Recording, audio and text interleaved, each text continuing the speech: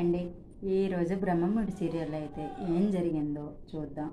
అసలు ఈ బ్రహ్మముడి సీరియల్లో ఆ రాజు గతం గుర్తు ఎప్పుడు వస్తుందో, ఇక యామిని అయితే ఆ రాజుని ఎప్పుడు విడిచిపెడుతుందో, తనకి ఎప్పుడైతే సైకో నుంచి బయటపడుతుందో కానీ ఈ బ్రహ్మముడి సీరియల్ అనేది అలాగా సాగదీస్తూనే ఉన్నారండి అని చాలామంది అయితే వ్యక్తం చేయడం జరుగుతుంది. అయితే ఈరోజు సీరియల్లో ఏం జరిగిందంటే, కావ్య వెళ్తుండగా రాజు రోడ్డుపై పడిపోయి ఉంటాడు. ఇంకా అది చూసి ఎవడి రోడ్డుపై పడి ఉన్నాడు అనుకొని ఇంకా దిగి చూస్తే ఇక రాజు అనమాట.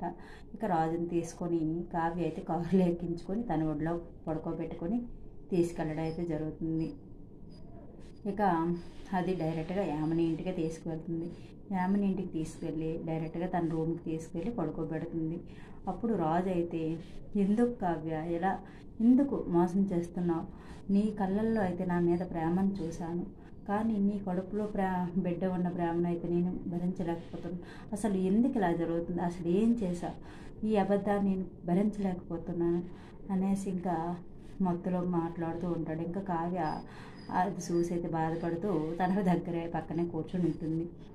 ఇంకా కొంత టైం అయ్యాక బయటకు వస్తే పళ్ళకి వెలుపుతున్న కావ్యని యామిని అయితే కెలుపుతుంది. నేనే రాజుకి మందు అలవాటు చేశాను, నేనే అలవాటు చేశాననేసి తెగ గొప్ప అయిపోతూ చెబుతుంది.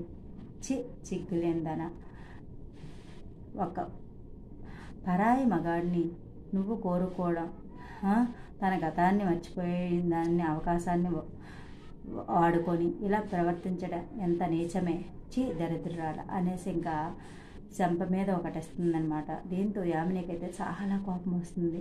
ఇంకా యామిని తిరగబడిపోతుండగా యామిని తల్లి అయితే వైదేహి బేబీ ఆగు అనేసి ఇంకా వెనక్కి తగ్గిస్తుంది. దీంతో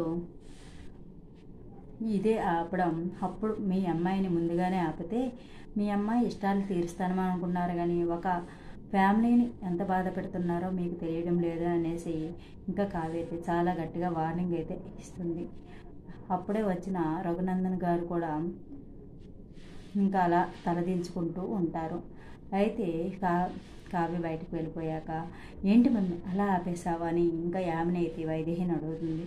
కాకపోతే ఇదే ఛాన్స్ ఏమైనా తను ఇంకొక విధంగా మార్చుకుంటే తర్వాత ఇంకా మనం ఇబ్బంది పడతాం కాబట్టి ఇప్పుడు నేను ఆపానని ఇంకా కూతురిని సమర్థిస్తూనే మాట్లాడుతుంది తల్లి వైదేహి.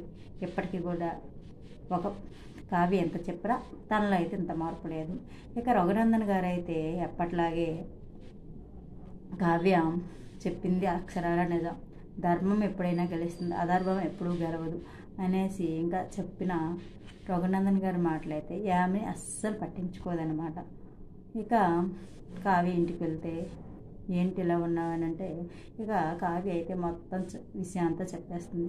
ఇక వీటి సంగతి ఇలా కాదని ఇందిరాదేవి అపర్ణ కూడా యామిని ఇంటికి రాజు దగ్గరికి వస్తారు. ఇక రాజు వాళ్ళని చూసి, వచ్చారమ్మ ఆడంగా అది అనే విధంగా ఇంకా ఎటకారంగా మాట్లాడతాడు.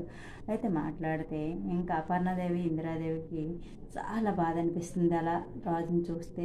ఎందుకంటే రాజు ఎప్పుడు తాగుడికి అలవాటు లేదు, కానీ యామిని కావ్యకి దూరం చేయాలని ఆలోచనతో కావ్య మీద లేనిపోని నిందలు వేయించడానికి రాజునైతే ఇలా మారుస్తుంది కదా. అది చూసైతే ఇంకా తల్లి మనసు చాలా బాధపడుతుంది.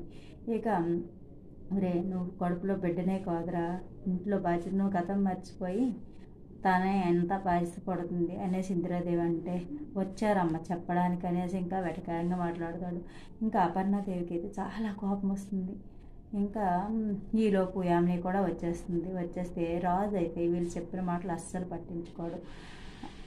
ఇక యామిని కూడా తనకు సపోర్ట్గా మాట్లాడేసరికి ఇంకేం చేయాలో తెలియకైతే అపర్ణాదేవి ఇందిరాదేవి ఇంకా బయలుదేరతారనమాట.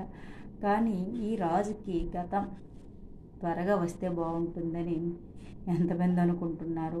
కావ్యరాజు కలిసిపోతే చూడడానికి బాగుంటుంది, ఇంకా యామినిని పక్కన పెట్టేయండి, ఈ సైకో క్యారెక్టర్ని మేము చూడలేకపోతున్నాము అని ఎంతమంది భావిస్తున్నారో కామెంట్ చేయండి.